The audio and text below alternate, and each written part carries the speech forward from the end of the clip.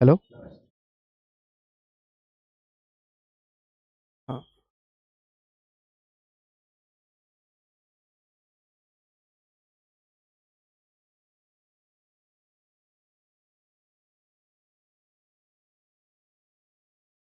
Okay. तो good morning everyone, welcome to Sakshi classes. आपका स्वागत है हमारे सेकंड वीडियो में एसएसटी के। तो फर्स्ट वीडियो में हमने एसएसटी के हिस्ट्री के पोर्शन के पहला चैप्टर यूरोप में राष्ट्रवाद, हमने उसके लगभग सभी जो इम्पोर्टेंट एमसीक्यू थे जो रिसेंटली 2023, 24, 25 लेटेस्ट रिपीटेशन में पूछे जा रहे थे उसको अच्छे से कवर किया था। इस तरह से कवर किया था जैसे आपका शॉर्ट क्वेश्चन भी कंप्लीट हो जाए। तो हम लोग आज आ गए हैं एक नए चैप्टर के साथ, समाजवाद एवं साम्यवाद। ये बिहार बोर्ड के हिस्ट्री का दूसरा चैप्टर है। हम लोग आज इसके टॉप मोस्ट एमसीक्यू लेकर के आए हैं, जो कि सिर्फ एमसीक्यू ही नहीं, यदि आप इस पूरे वीडियो को अच्छे से देखते हैं तो आपका लगभग शॉर्ट क्वेश्चन भी सारा कवर हो जाएगा। तो देरी ना करते हुए हम लोग क्लास की तरफ चलते हैं। हमारा पहला सवाल हमारा है कि वोल्शेविक दल का नाम बदलकर साम्यवादी दल किसने किया? किस दल का नाम बदलकर? वोल्शेविक दल का नाम बदलकर। तो इस क्वेश्चन को सीधा हम लोग, इसका ऑप्शन ए होगा, बी होगा, सी होगा, ये नहीं करेंगे। हम लोग इसको अच्छे से समझेंगे ताकि इससे रिलेटेड कोई भी सवाल आए तो हम लोग उसको छोड़े ना। तो हम लोग समझते हैं थोड़ा पीछे जाकर के समय में। तो ये बात है 1903 के आसपास के समय की, ठीक है। इस समय एक पार्टी हुआ करती थी यहाँ पे, रूसी सोशल डेमोक्रेटिक पार्टी। कौन सी पार्टी? रूसी सोशल डेमोक्रेटिक पार्टी। तो बच्चों, कुछ विवादों के कारण यह पार्टी दो भागों में टूट गई, ठीक है। एक हिस्सा इसका बना वोल्शेविक। एक हिस्सा क्या बना बच्चों इसका? वोल्शेविक। और एक हिस्सा बचा बना इसका मेनसेविक, ठीक है। क्या बना दूसरा हिस्सा? मेनसेविक। और एक हिस्सा वोल्शेविक। वोल्शेविक जो था, इसके नेता, प्रमुख नेता माने जाते हैं लेनिन। कौन माने जानते हैं? लेनिन। लेनिन की विचारधारा को बहुत लोगों ने उस समय फॉलो किया जब ये पार्टी बटी। जब ये पार्टी बटी तो लेनिन की विचारधारा से लगभग लोग वहां पे प्रभावित हुए। इस वजह से जो ये लेनिन का दल था, जो ये वोल्शेविक दल था, इसको हम लोग बहुमत बहुमत दल भी कहते हैं। और इस मेनसेविक को हम लोग अल्पमत दल भी कहते हैं। क्या कहते हैं? अल्पमत दल भी कहते हैं। तो जैसे ही ये सब कुछ हो गया और 1917 में क्रांति हुई रशिया में, हमने पढ़ा था, हम लोग आगे भी देखेंगे। 1917 में जब क्रांति हुई और लेनिन ने सरकार केरेंस्की से लेकर के अपने हाथ में संभाल ली, तब जाकर के उसने इस दल का नाम बदलकर क्या कर दिया था?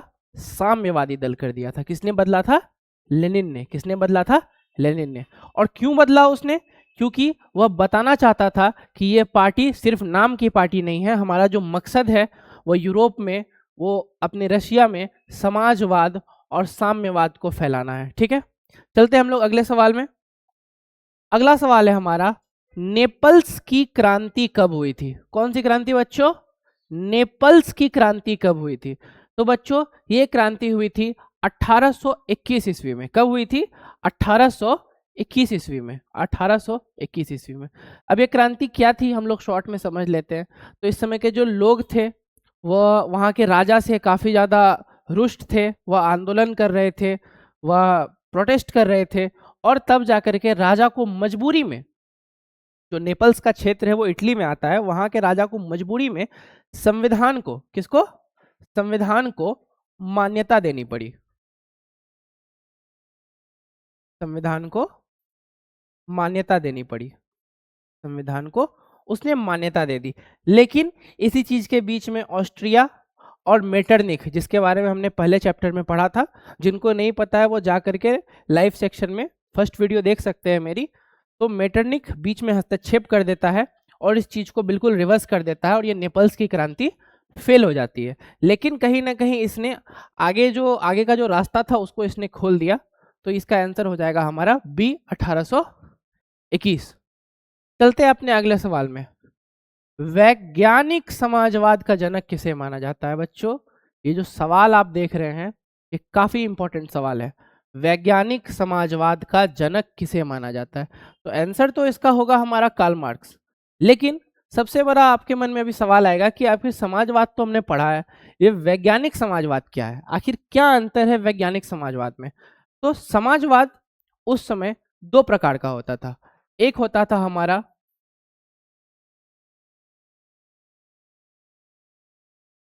यूटोपियन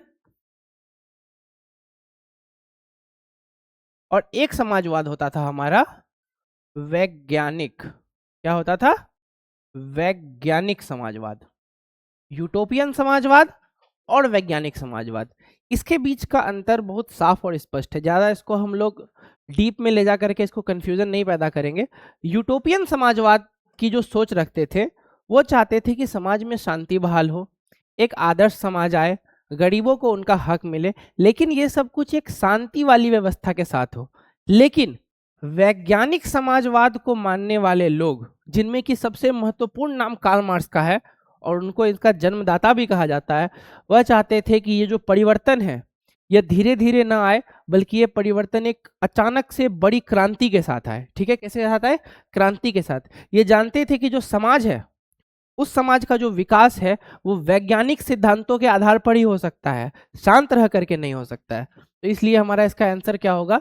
वैज्ञानिक समाजवाद का जनक कौन होंगे? हमारे कार्ल मार्क्स साहब। चलो आगे चलते हैं। अगला सवाल है, सोवियत संघ का विघटन कब हुआ? क्या है बच्चों? सोवियत संघ का विघटन कब हुआ? तो इसका आंसर होगा हमारा बी 1991। क्या होगा? 1991। इस समय क्या हुआ था, जो सोवियत संघ का क्षेत्र था, जिसमें अभी के समय में जो मुख्य देश हैं जिनमें आप लोगों ने देखा होगा काफी समय से विवाद भी चल रहा है, रशिया है, यूक्रेन है, ये सारे लगभग 15 देश मिला करके एक बहुत बड़ा क्षेत्र था। ठीक है, प्रॉब्लम क्या हुई, ये क्यों अलग हो गए? क्योंकि इनका जो सैन्य खर्च था वह काफी बढ़ रहा था, जो टेक्नोलॉजी है उसके मामले ये पीछे रह रहे थे, इनकी अर्थव्यवस्था दिन प्रतिदिन नीचे चली जा रही थी, और जो उसके छोटे छोटे देश थे जो उसमें जुड़े हुए थे वह धीरे धीरे डेमोक्रेसी की मांग करने लगे थे, क्योंकि काफ़ी समय से यहाँ पर एक ही वर्ग का शासन देखने को मिल रहा था। इस वजह से 1991 में जाके, कब? 1991 में जाकर के क्या हुआ? सोवियत संघ पूरी तरह से विघटित हो गया। चलो चलते हैं हम लोग अगले सवाल की ओर। अगला सवाल है हमारा, आर्थिक नियोजन किसकी देन है? कौन सा नियोजन बच्चों? आर्थिक नियोजन किसकी देन है? तो यह देन है रूसी क्रांति की। किसकी? रूसी क्रांति की। रूसी क्रांति मुख्य रूप से 1917 में, कब? 1917 में दो बार हुई थी। कब हुई थी? 1917 में रूसी क्रांति दो बार हुई थी। 1917 में दो बार हुई थी। एक क्रांति हुई थी फरवरी और एक हुई थी अक्टूबर। यहां से हम लोग दो तीन प्रश्नों को क्लियर करेंगे यहीं पे। अक्टूबर में जो क्रांति हुई थी ये पुराने कैलेंडर के हिसाब से हुई थी। यदि नए कैलेंडर के हिसाब से हम देखेंगे तो यह क्रांति होती है नवंबर में, क्योंकि कल हमने पढ़ा था कि ग्रेगोरियन कैलेंडर और जो दूसरा कैलेंडर था वहां उसमें कितना का डिफरेंस था, तो हमने पढ़ा था 13 दिन का डिफरेंस था। तो उस कैलेंडर के हिसाब से यह क्रांति नवंबर में होती है, लेकिन ओल्ड कैलेंडर के हिसाब से यह क्रांति अक्टूबर में होती है। तो जब यह क्रांति होती है, फाइनली सरकार राजा के हाथ से निकल करके, फरवरी में जो राजा था वहां का जार निकोलस, उसके हाथ से सत्ता चली जाती है। अक्टूबर तक सत्ता रहती है केरेंस्की के हाथ में। केरेंस्की से यह सत्ता छीन लेता है लेनिन बोल्शेविक क्रांति के द्वारा, और फाइनली जाकर के रूस में वह आर्थिक नियोजन लाता है। लोग आर्थिक रूप से कैसे मजबूत हो, अर्थव्यवस्था कैसे वहाँ की अच्छी चले, कैसे वहाँ दिन रात तरक्की हो, यह सोच किसकी देन होती है? यह रूसी क्रांति की देन होती है। आगे चलते हैं हम लोग। रूस में कृषि दासता को किसने समाप्त किया? कौन सी दासता को? कृषि दासता को, यानी कि किसानों की गुलामी, किसान जो दास थे, इनकी जो दयनीय स्थिति थी, इसको किसने खत्म किया? तो हमारा आंसर होगा यहाँ जार अलेक्जेंडर द्वितीय। क्या होगा? जार अलेक्जेंडर द्वितीय। इसने इसको खत्म किया, एक मुक्ति अधिनियम लाया था इसने, मुक्ति अधिनियम के तहत इसने कृषि दासता को खत्म किया, लेकिन यह चीज ज्यादा दिन तक नहीं चल पाई और वापस से यह व्यवस्था यहाँ पर लागू हो गई। चलते हम लोग अगले सवाल में। अगला सवाल है हमारा, निम्न में से किसे समाजवादियों की बाइबल कहा जाता है? बच्चों ये वेरी वेरी इंपॉर्टेंट सवाल है, ये वीवीआई सवाल में आप इसको नोट कर सकते हैं। निम्नलिखित में से किसे समाजवादियों की बाइबल कहा जाता है? तो इसका आंसर होगा हमारा दास कैपिटल। क्या आंसर होगा? Das Kapital. अब जानते हैं हम लोग दास कैपिटल क्या थी। तो ये एक किताब थी, किसकी लिखी हुई? कमेंट में लिखिए आप लोग। Karl Marx. किसकी लिखी हुई? कार्ल मार्क्स की लिखी हुई यह किताब थी। यह किताब जो थी, इसमें भर भर के कार्ल मार्क्स ने पूंजीवादी अर्थव्यवस्था की आलोचना की थी और उसने बताया था कि किस तरह जो पूंजीवाद है, जो बड़े बड़े उद्योगपति है, इसने जो मजदूर वर्ग है, जो कृषक वर्ग है, उसकी स्थिति खराब कर दी है और इससे ऊपर उठने का एकमात्र रास्ता है क्रांति। और यह बात कार्ल मार्क्स ने अपनी पुस्तक दास कैपिटल में बताई थी, जो इन्होंने 1867 में प्रकाशित करवाई थी। तो हमारा आंसर क्या होगा? समाजवादियों की बाइबल किसे कहा जाता है? दास कैपिटल को। चलते हैं आगे। अगला सवाल हमारा, ब्रेस्ट लिटोवस्क की संधि किन दो देशों के बीच हुई थी?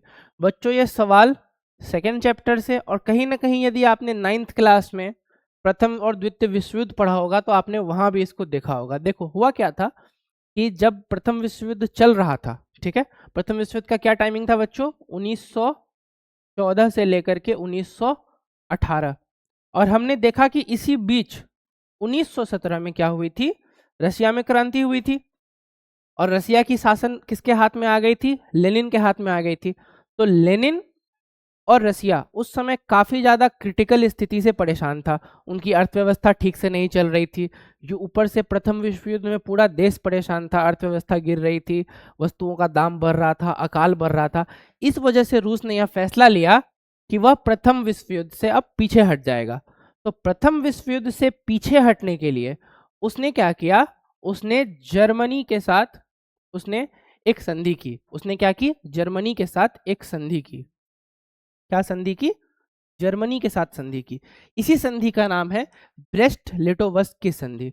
इस संधि में उसने अपने कई क्षेत्र गंवाए, उस क्षेत्रों को उसने जर्मनी को दे दिया और उसके बदले में, उसके बिहाफ में वह क्या हुआ? प्रथम विश्व युद्ध से एग्जिट हो गया। लेकिन जैसे ही प्रथम विश्व युद्ध में जर्मनी की हार हो जाती है, यह संधि वहां पर निरस्त हो जाती है। तो हमारा आंसर क्या होगा? रूस और जर्मनी। रसिया ने क्यों की थी यह संधि? प्रथम विश्व युद्ध से बाहर निकलने के लिए, और इस संधि के बदले में उसने अपने कई महत्वपूर्ण क्षेत्र जर्मनी को दे दिए थे। चलते हम लोग अगले सवाल में। अगला सवाल है हमारा, पेरेस्ट्रोइका और ग्लासनोस्ट, आखिर ये क्या है? आपको ये वर्ड देख के काफी डिफिकल्ट लग रहा होगा, है ना? पेरेस्ट्रोइका तथा ग्लासनोस्ट, काफी बच्चों को यह सवाल बुक में दिखा भी नहीं होगा, लेकिन ये है, ये पूछा हुआ सवाल है। आप देख सकते हैं यहाँ 2025 में यह सवाल पूछा गया है। तो आखिर इसकी अवधारणा किसने दी थी? तो इसकी अवधारणा दी थी मिखाइल गोर्बाचोव ने। तो आखिर ये है क्या? ये वर्ड तो काफी डिफिकल्ट है, लेकिन इनका मीनिंग बहुत इजी है। पेरेस्ट्रोइका का मतलब होता है आर्थिक सुधार। क्या मतलब होता है? पेरेस्ट्रोइका का मतलब होता है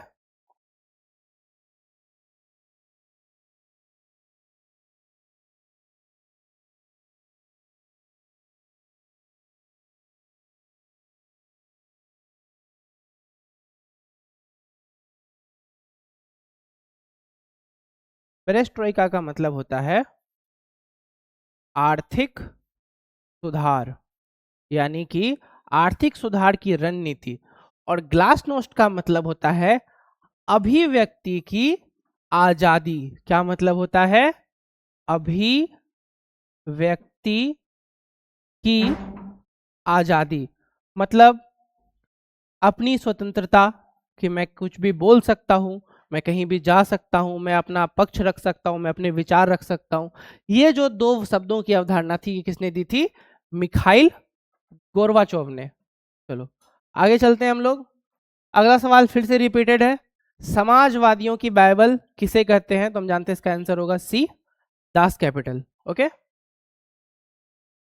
रूस में अल्पमत वाला दल क्या कहलाया? रूस में अल्पमत वाला दल क्या कहलाया? तो हमारा जो पहला सवाल था, हम लोग वहीं पे ये चीज क्लियर कर लिए थे कि जो पार्टी दो भाग में बटी थी, रूसी सोशल डेमोक्रेटिक पार्टी, एक वोल्सेविक, दूसरा मेनसेविक। वहां जो वोल्सेविक था, यानी कि जो लेनिन के विचार थे, उसको बहुत लोगों ने सपोर्ट किया था, इसलिए हम लोग उसको बहुमत वाला दल कहते हैं। और दूसरा जो मेनसेविक था, उसको कम लोगों ने सपोर्ट किया था, इसलिए हम उसे अल्पमत वाला दल कहते हैं। तो इसलिए इसका आंसर होगा अल्पमत वाला दल, मेनसेविक। चलो आगे चलते हैं। रूस में जार का अर्थ क्या होता है? रूस में जार का अर्थ क्या होता है? क्या जार का अर्थ पीने का बर्तन होता है? क्या जार का अर्थ पानी रखने का पात्र होता है? क्या इसका अर्थ रूस का सामंत होता है? या इसका अर्थ रूस का सम्राट होता है? क्या होता है इसका आंसर? सब कमेंट में लिखेंगे। इसका आंसर होता है रूस का सम्राट। आप लोग देखोगे, आपने नाम भी पढ़े, जो कि सबसे मेन नाम वहां पे था जार निकोलस द्वितीय का, जिसको रूस की क्रांति से हटाया गया था। तो उसके नाम के आगे जो जार लगा रहता है, वो जार उसका नाम नहीं है बच्चों, इस जार का अर्थ ही होता है राजा। ठीक है, आगे चलते हैं हम लोग। साम्यवादी शासन का पहला प्रयोग कहाँ हुआ था? साम्यवादी शासन का पहला प्रयोग कहाँ पे हुआ था? इसको ज्यादा कुछ दिमाग लगाने का जरूरत नहीं है। हम लोग समाजवाद और साम्यवाद जब से पढ़ रहे हैं, सेकेंड चैप्टर में हमने इसको जहां भी पढ़ा है, सिर्फ एक ही देश का यहाँ पे जिक्र आया है चारों में से, उसका नाम है रूस। ऑब्वियसली जब रूस में शासन आई, लेनिन की सरकार आई, कार्ल मार्क्स के जो विचार थे, ये सभी लोग साम्यवादी शासन को प्रेफरेंस देते थे। वह चाहते थे कि जो राज्य नियंत्रित शासन है, राज नियंत्रित करे। जो रूस था वह नियंत्रित कर रहा था वहां के व्यापार को, वहां की समृद्धि को, हर चीज को। तो ऐसी शासन व्यवस्था को हम क्या कहते हैं? साम्यवादी शासन। आगे चलते हैं। लेनिन की मृत्यु कब हुई बताओ? 14 सवाल में ही लेनिन को मार दिया, ये तो लास्ट में करना था, कोई बात नहीं। तो हम लोग इसका आंसर बहुत इजीली चलेंगे। लेनिन की मृत्यु हुई थी 1924 ईस्वी में। अगला, यूरोपियन समाजवादी कौन नहीं है? यूरोपियन समाजवादी कौन नहीं है? तो हमने तो दो ही मुख्य रूप से पढ़े हैं, एक यूरोपियन या यूटोपियन, एक ही है दोनों, और दूसरा वैज्ञानिक समाजवाद। तो हमको अब ये समझना होगा कि यूरोपियन नहीं है, मतलब हमसे वैज्ञानिक पूछ रहा है। हमसे क्या पूछ रहा है? वैज्ञानिक। तो वैज्ञानिक समाजवाद का जनक क्या पढ़ा था हमने? Karl Marx. तो यूरोपियन समाजवादी कौन नहीं होगा? तो इसका आंसर हो जाएगा C, Karl Marx. Next, War and Peace किसकी रचना है? युद्ध और शांति। क्या? युद्ध और शांति। तो यह किताब लिखी थी टॉल्स्टॉय साहब ने, लियो टॉल्स्टॉय इनका नाम था। 16 का हो जाएगा बी। वोल्शेविक क्रांति कब हुई? कौन सी क्रांति बच्चों? वोल्शेविक क्रांति। एक बार फिर हम लोग रिपीट कर लेते हैं। 1917 में दो क्रांति हुई, ठीक है। दो क्रांति में से जो दूसरी क्रांति थी, जो कब हुई थी? नवंबर में हुई थी, ठीक है। नवंबर में हुई थी। ओल्ड कैलेंडर के हिसाब से पूछेगा तो क्या बोलेंगे हम लोग? अक्टूबर में हुई थी, ठीक है। अब हम देखते हैं कि ऑप्शन में क्या है। ऑप्शन ओल्ड कैलेंडर के हिसाब से नहीं चल रहा है, हमको कहीं भी अक्टूबर देखने को में नहीं मिल रहा है। अक्टूबर अक्टूबर अक्टूबर कहीं नहीं है। तो हम क्या लेके चलेंगे? नए कैलेंडर के हिसाब से नवंबर 1917 की क्रांति, ठीक है। चलो आगे चलते हैं। ब्रेस्ट लिटोवस्क की संधि किन दो देशों के बीच हुई थी? हमने पढ़ा किन दो देशों के बीच हुई थी? रूस और जर्मनी के बीच। एक बार फिर रिपीट करते हैं, क्यों हुई थी? तो रूस प्रथम विश्व युद्ध से बाहर आना चाहता था, क्योंकि उसकी आर्थिक स्थिति सही नहीं थी, उसका सैन्य पक्ष कमजोर हो रहा था। वह युद्ध, अपने गृह युद्ध में वह देश पूरी तरह से झोंका हुआ था, वह बाहर नहीं निकल पा रहा था। इस वजह से प्रथम विश्व युद्ध में वह जर्मनी के साथ संधि करके प्रथम विश्व युद्ध छोड़ देता है। अगला हमारा है, समाजवादी भावना का उदय मूलतः किस शताब्दी में हुआ? ठीक है, मूलतः किस शताब्दी में हुआ? तो यह हुआ था 18वीं शताब्दी में। क्योंकि ये जो समय था, ये समय ऐसा था कि अचानक से तेजी से समाज में गरीबी देखने को मिल रही थी, असमानता देखने को मिल रही थी। जो मजदूर वर्ग थे, जो किसान थे, उनकी स्थिति गंभीर हो रही थी और इसी गंभीर स्थिति ने कहीं न कहीं उनके अंदर क्रांति को जन्म दिया। और वो जो क्रांति थी, उसी क्रांति में उन्होंने यह सोचा कि इस समाज में हमारा भी बराबर का हक है। समाजवादी भावना का मतलब ही होता है कि ऐसी भावना जिसमें समाज सबको साथ लेकर के चले। तो यह भावना कब विकसित हुई थी? 18वीं सदी में। ठीक है, चलते हैं हम लोग अगला। चेका क्या था? क्या है बच्चों? चेका, है ना, थोड़ा अतरंगी वर्ड। चेका क्या था? तो यह चेका जब लेनिन की सरकार बनी 1917, जिसको हम लोग बोल्शेविक क्रांति कहते हैं, के नवंबर में, तो इसके बाद जो गुप्त आंदोलन चल रहे हैं अंदर, जो गुप्त क्रांतिकारी गतिविधियां चल रही हैं, जो गतिविधियां चल रही है, उनके बारे में जानकारी निकालने के लिए, उनके बारे में जानकारी निकालने के लिए एक विशेष पुलिस दस्ता बनाया गया था, जिसका नाम क्या था? चेका था। तो इसका आंसर क्या होगा? 20 का बी, विशेष पुलिस दस्ता। कार्ल मार्क्स का जन्म कहाँ हुआ था? कार्ल मार्क्स का जन्म कहाँ हुआ था? तो इनका जन्म हुआ था जर्मनी में। कब हुआ था? तो इनका जन्म हुआ था 1818 ईस्वी में। Okay, B Germany. चलते हैं आगे। कार्ल मार्क्स ने किस वर्ष दास कैपिटल की रचना की? किस वर्ष? जब हमने दास कैपिटल के बारे में पढ़ा था पिछले 4-5 सवाल पहले, तो हमने बताया था कब हुई थी इसकी रचना? 1867, याद रखना है आपको, 1867, 1867 ईस्वी में दास कैपिटल की रचना कार्ल मार्क्स ने की थी। अगला सवाल, निम्नलिखित में से किसे समाजवादियों की बाइबल कहा जाता है? तो इसका आंसर क्या था हमारा? Das Kapital. देख रहे हो, एक सवाल बार बार रिपीट हुआ है। 21 में आया था, शायद लास्ट सवाल में हमने देखा था कि 25 में आया था। तो सवाल काफी इंपॉर्टेंट, बहुत मायने रखता है। ठीक है, चलो, अंतरराष्ट्रीय मजदूर दिवस कब मनाया जाता है? आप लोग सबको पता होगा कि अंतरराष्ट्रीय मजदूर दिवस 1 मई को मनाया जाता है, लेकिन बहुत कम लोगों को पता होगा कि 1 मई को क्यों मनाते हैं। आखिर 1 मई को क्यों छुट्टी ली जाती है, छुट्टी दी जाती है मजदूरों को? आखिर ऐसा क्या इतिहास रहा था 1 मई का? तो इसको जानने के लिए हमें चलना पड़ेगा शिकागो। कहाँ चलना पड़ेगा? शिकागो। तो हम चलते हैं शिकागो।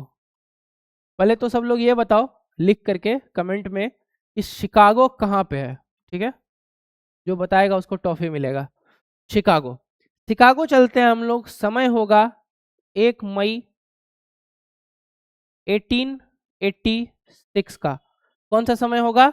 1 मई 1886 का। इस समय जो मजदूर थे, इस जो ये जो टाइम पीरियड था, उनमें काफी शोषण होता था उनका। उनसे दिन दिन भर काम कराया जाता था, काम के बराबर उनको पैसा नहीं मिलता था और उनका काफी शोषण होता था। तो इस दिन शिकागो के क्षेत्र में बहुत बड़ा आंदोलन हो रहा था और इस आंदोलन में जो वहाँ की सरकार थी, जो बड़े बड़े लोग थे, जो बड़े बड़े पूंजीवादी लोग थे, उन्होंने जो एक्शन लिया उसकी वजह से कई मजदूरों की जानें गई। क्या वो बच्चों? कई मजदूरों की जानें गई इस दिन, कई मजदूर मर गए। तो इनकी शहादत को, जो ये मर गए, इनको याद रखने के लिए, इनको श्रद्धांजलि देने के लिए जो दिन था, इस दिन को चुना गया कि इस दिन क्या होगा? मजदूर दिवस मनाया जाएगा। और इसी दिन तय हुआ कि अब 8 घंटे काम, 8 घंटे आराम और 8 घंटे अपने लिए, जिसको हम लोग अभी के भाषा में कहते हैं me time. Me time enjoy करने के लिए ये काफ़ी पहले से चला आ रहा है। 8 घंटे काम, 8 घंटे आराम और 8 घंटे खुद के लिए मजदूरों ने यह नारा लगाया। तो इस वजह से 1 मई का डेट बहुत मायने रखता है और इसी दिन अंतर्राष्ट्रीय मजदूर दिवस मनाते हैं। आगे चलते हैं हम लोग। रास्पुटीन कौन था? रास्पुटीन कौन था? मैं भी जहाँ तक मैं सही हूँ, रास्पुटीन नाम से एक सॉन्ग भी है यूट्यूब पे, आप लोग शायद देख सकते हैं। रास्पुटीन कौन था? तो यह रूस का एक रहस्यमय पादरी था। कौन था? रूस का एक रहस्यमय पादरी था। बहुत छोटी सी कहानी है। कहा जाता है ऐसा कि उस समय जो रूस का राजा था और रानी थी, उनका जो बच्चा था वो एक बहुत गंभीर बीमारी से ग्रसित था। तो ये जो पादरी था, समाज में ऐसी अफवाह उड़ी, ऐसी बात उड़ी कि इस पादरी के इलाज से वह ठीक हो जाता है, इस पादरी के इलाज से वह ठीक हो जाता है। तो उसके बाद यह पादरी राजा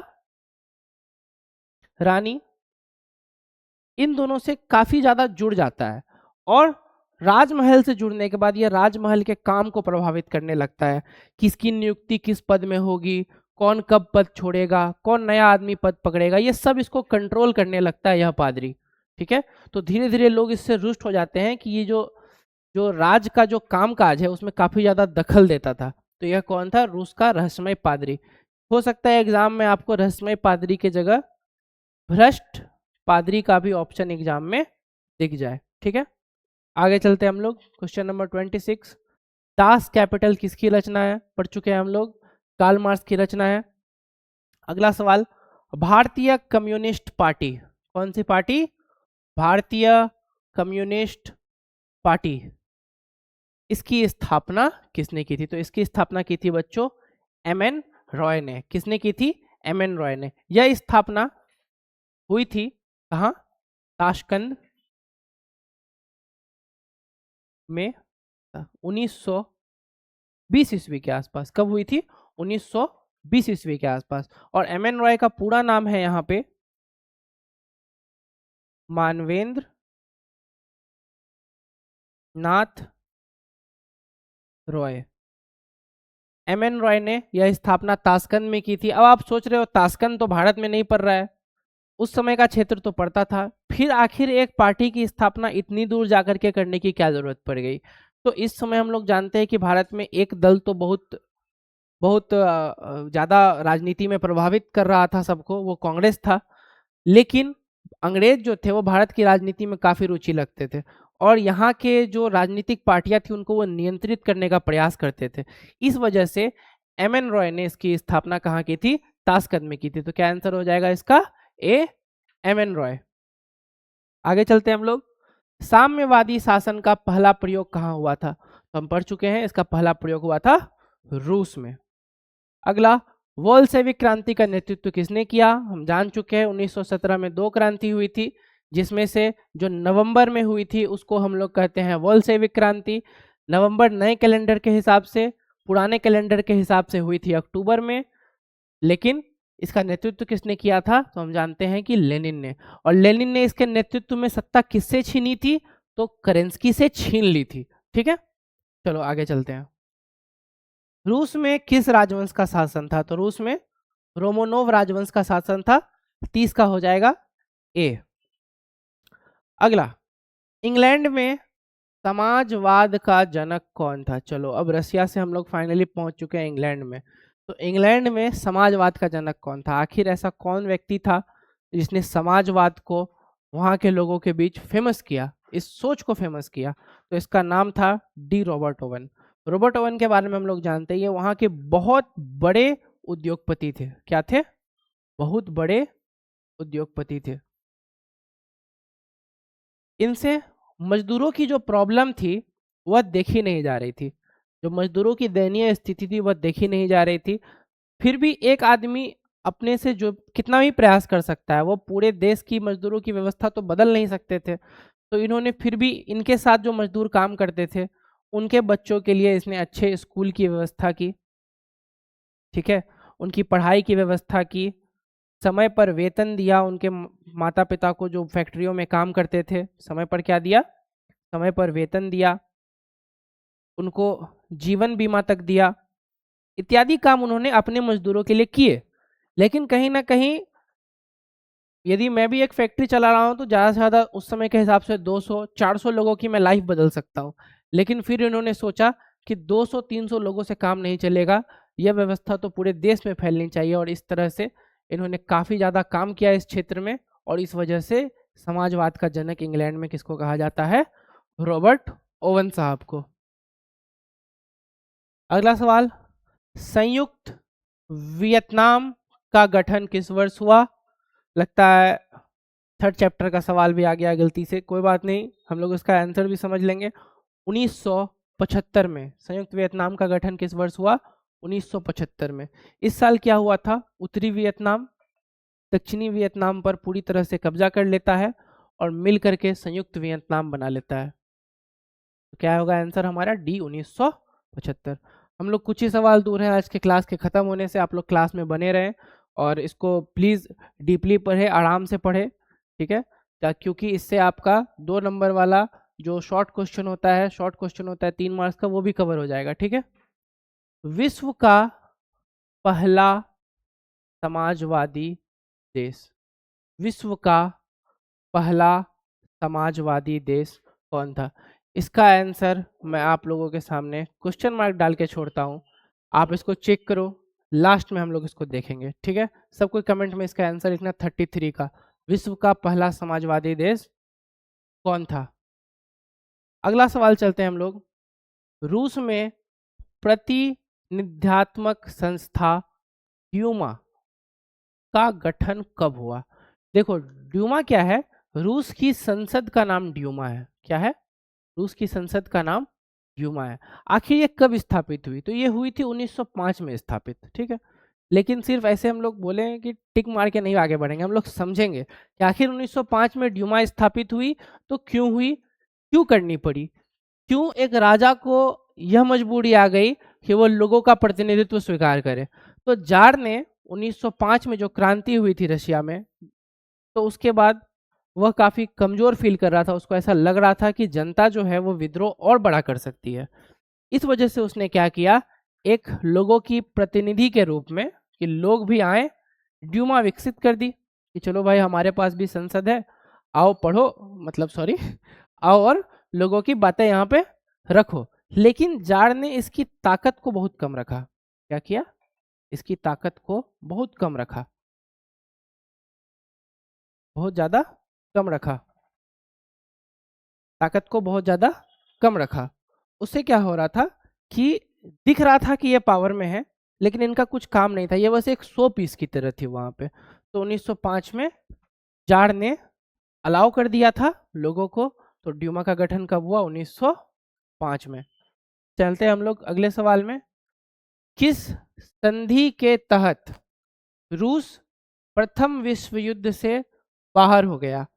किस संधि के तहत रूस प्रथम विश्व युद्ध से बाहर हो गया? तो 2 बार हम लोग इस क्वेश्चन को कर चुके हैं पूरे सेशन में। संधि कौन सी थी? ब्रेस्ट लिटोवस्क की संधि। किसके किसके बीच हुई थी? रूस और जर्मनी के बीच में। रूस ने अपने बहुत सारे क्षेत्र जर्मनी को दे दिए थे बदले में, और विश्व युद्ध से एग्जिट हो गया था। चलो आगे चलते हैं। भारतीय कम्युनिस्ट पार्टी की स्थापना कहाँ की थी? तो हमने पढ़ा था मानवेंद्र नाथ रॉय, MN रॉय, ताशकंद में। कहाँ की थी इन्होंने? ताशकंद में की थी। ओके, अगला, रूस की संसद को कहते हैं, हम लोग कवर कर चुके हैं। रूस की संसद का क्या नाम था? हमने पढ़ा था ड्यूमा। देखा, एक सवाल से कम 4 सवाल बनते हैं। अगला, वैज्ञानिक समाजवाद का जनक किसे माना जाता है? वैज्ञानिक समाजवाद का जनक किसे माना जाता है? तो हम लोग जानते हैं वैज्ञानिक समाजवाद का जनक कार्ल मार्क्स को माना जाता है। देखा आपने किस तरह से क्वेश्चन ट्विस्ट होता है। 2023 में सवाल क्या पूछा गया है कि वैज्ञानिक समाजवाद का जनक किसे माना जाता है, इसी को घुमा के ऑप्शन यही रख के एक सवाल बना दिया गया कि निम्नलिखित में से कौन यूरोपियन समाजवाद को फॉलो नहीं करता है। तो वहां भी हमारा आंसर कार्ल मार्क्स हो रहा था, और यहाँ भी हमारा आंसर कार्ल मार्क्स हो रहा है। तो आपको कॉन्सेप्ट को समझना है, आपको ऐसे याद नहीं करना है कि वैज्ञानिक समाजवाद आया तो हमने और टिक लगा दिया, बी 38 का बी, 33 का बी, ऐसे याद कर लिया। आपको कॉन्सेप्ट को समझना है। अगला है, निम्नलिखित में से क्या पोट्सडम की घोषणा का उद्देश्य था? कौन सी घोषणा? पोट्सडम की घोषणा। आखिर ये घोषणा पत्र क्या था? इसमें क्या बताया गया, क्या अलग किया गया? तो इस घोषणा का उद्देश्य था जापान का आत्मसमर्पण, जापान का आत्मसमर्पण। तो यह समय है द्वितीय विश्व युद्ध का। कब का बच्चों? द्वितीय विश्व युद्ध का, सेकेंड वर्ल्ड वॉर।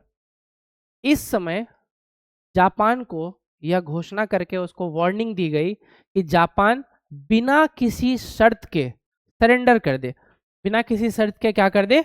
सरेंडर कर दे, यानी कि जापान आत्म समर्पण कर दे, और इसके बदले में जापान के जो सैनिक हैं उनकी जान बख्शी जाएगी, जापान का जो अर्थव्यवस्था है उसको संभाला जाएगा, जापान पर ज़्यादा कर्ज नहीं दिया जाएगा, तरह तरह की बातें की गई, लेकिन बदले में जापान से कहा गया कि तुम्हारी जितने भी सैन्य शक्ति है उसको तुम छिन्न कर दोगे, उसको तुम खत्म कर दोगे।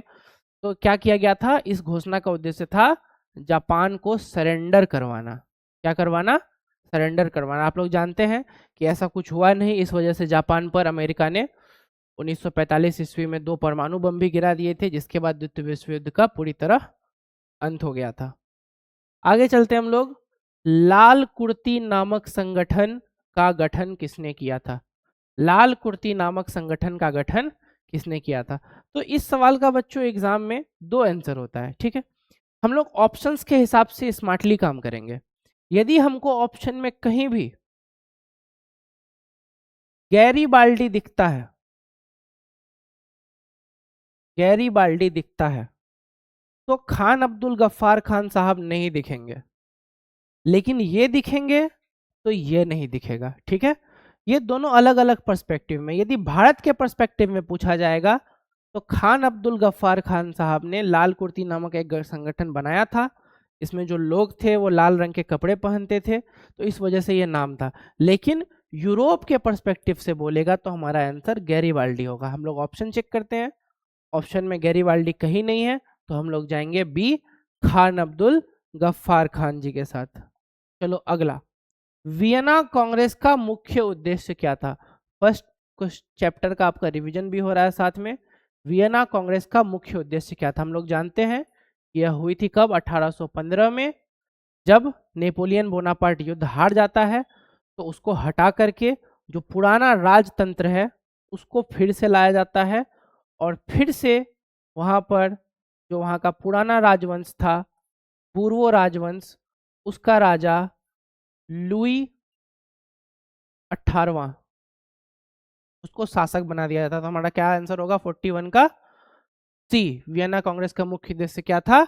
राजतंत्रों को पुनर्स्थापित करना। अगला सवाल है हमारा, सिकंदर कहाँ का निवासी था? सिकंदर कहाँ का निवासी था? तो सिकंदर कहाँ का निवासी था? यूनान का निवासी था। कहाँ का निवासी था? यूनान का निवासी था, ठीक है। चलते हम लोग नेक्स्ट सवाल में, वोल्शेविक दल का कार्यक्रम अप्रैल थीसिस किसने लिखा था? वोल्शेविक दल का कार्यक्रम अप्रैल थीसिस किस व्यक्ति ने लिखा था? तो हम लोग जानते हैं कि वोल्शेविक दल का सीधा सीधा संबंध किससे है? लेनिन से है। लेनिन ने अप्रैल थीसिस दिया था। अप्रैल थीसिस के साथ ही जो वोल्शेविक क्रांति थी, क्या थी बच्चों? जो वोल्शेविक क्रांति थी, इसको